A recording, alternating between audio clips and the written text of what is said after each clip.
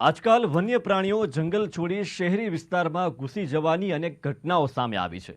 હાલમાં જ સૌરાષ્ટ્ર, કચ્છ સહિત રાજ્યભરમાં અનેક જગ્યાએ સિંહ કે દીપડાએ આતંક ફેલાવ્યાની ઘટના સામે આવી છે. એટલું જ નહીં, દેશના અનેક રાજ્યોમાં અનેકવાર વારંવાર દીપડા, સિંહ, હાથી, વરુ કે શિયાળ આવી ચડવાની ઘટનાઓ ઘટે છે. ત્યારે આવી ઘટના કયા કારણસર ઘટે છે? શા માટે વન્યજીવો શહેરોમાં આવી ચડે છે? તે પણ એક વિચારવા જેવી બાબત છે. ત્યારે આવો જોઈએ અમારા ખાસ અહેવાલમાં. હમણાં દરરોજ સવારે તમે છાપો હાથમાં લેશો કે ટીવી ચાલુ કરશો તો તમને એક સમાચાર ઉડીને આંખે વળગશે, અને એ છે કે આજે દીપડાએ આ ગામમાં દેખા દીધી, ફલાણા ગામમાં આતંક મચાવ્યો, ગાય ભેંસ કે બકરાનું મારણ કર્યું.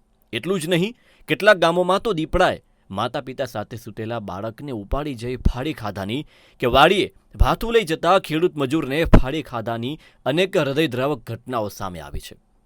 પહેલા આવી ઘટના જંગલની આસપાસના ગ્રામ્ય વિસ્તારમાં જ ઘટતી, પરંતુ હવે આવી ઘટના સૌરાષ્ટ્રના ગીર જંગલ, અમરેલીના ધારી જંગલ વિસ્તાર સહિત રાજ્યભરના જંગલ વિસ્તારની આસપાસના સીમાડા મૂકી છેક શહેરી વિસ્તારમાં જોવા મળે છે.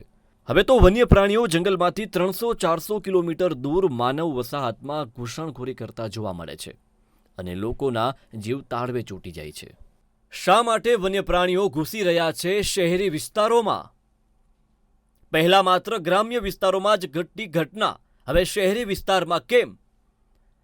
શું તમે જાણો છો માત્ર રાજકોટ જિલ્લામાં જ કેટલા દીપડા ઘૂસ્યા છે?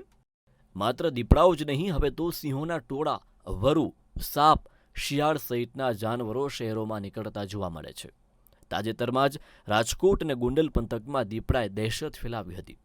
સૌરાષ્ટ્ર યુનિવર્સિટી, આરપીજે હોટેલ જે શહેરની અંદર આવેલી છે, આવા સ્થળોએ પણ દીપડાએ દેખા દેતા લોકોમાં ભયનો માહોલ ફેલાયો છે. તો વન વિભાગે જાહેર કર્યું હતું કે માત્ર રાજકોટ જિલ્લામાં જ 40 જેટલા દીપડાઓ ઘૂસી આવ્યા છે. ત્યારે પ્રશ્ન એ થાય છે કે શા માટે વન્ય પ્રાણીઓ પોતાનું રહેઠાણ છોડી માનવ વસાહત તરફ ઘૂસણખોરી કરતા જોવા મળે છે? વન્ય પ્રાણીઓ શા માટે જંગલોમાં સીમાડા મૂકી છે કે શહેરોમાં ઘૂસી રહ્યા છે? શા માટે સિંહ, દીપડા, વરુ, શિયાળ, સાપ જેવા વન્યજીવો ઘૂસે છે શહેરોમાં? શું આવી ઘટનાઓ પાછળ માત્ર વન્યજીવો જ જવાબદાર છે? શું જંગલોમાં સિમેન્ટ કોન્ક્રીટના જંગલો બનતા ઘટે છે આવી ઘટનાઓ? દીપડાએ રાજકોટ પંથકમાં આતંક ફેલાવ્યા બાદ જામનગરમાં સિંહણે દેખા દીધી હતી. તો હળવદ અને ચોટીલા પંથકમાં પણ અવારનવાર દીપડા જેવા ખૂંખાર જાનવરો આંટાફેરા કરતા જોવા મળે છે. તો ગોંડલમાં શિયાળ ઘૂસી ગયું હતું. આવી તો અનેક ઘટનાઓ સામે આવી છે. ત્યારે આવી ઘટનાઓ શું સૂચવે છે? શું આવી ઘટનાઓ પાછળ માત્ર વન્યજીવો જ જવાબદાર છે? જી ના.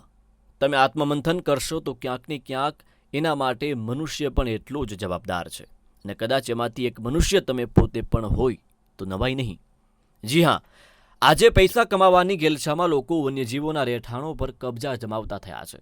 વેપારીઓ જંગલમાં ફેક્ટરી નાખે છે, શ્રીમંતો શહેરથી દૂર જંગલમાં બંગલા બાંધે છે અથવા રિસોર્ટ ખોલે છે.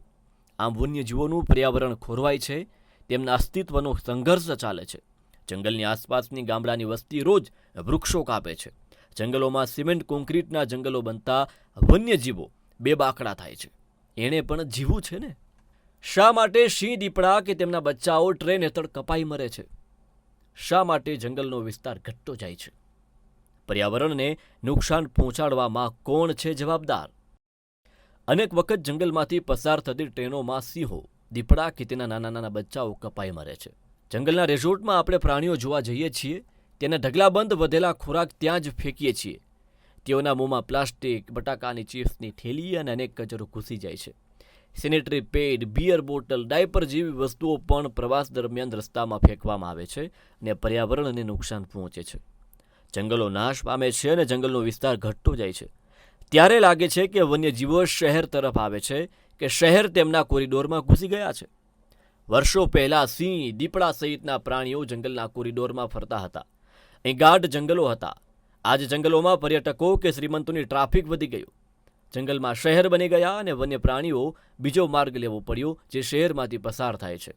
ગુજરાતમાં સિંહ અને દીપડા, રણથંભોરમાં વાઘ અને મુંબઈમાં દીપડા પણ આવા જ કારણે ખુલ્લામાં આવી જાય છે. ક્યાંક તેને મારી નાખવામાં આવે, ક્યાંક તે હાઈવે પર કોઈ વાહન અડફેટે મરણ પામે, ક્યારેક નસીબ સારું હોય તો તેને ફોરેસ્ટ વિભાગનું પિંજરું મળી જાય છે. Trupti Bajala, bureau office, Gujarat news, Rajkot.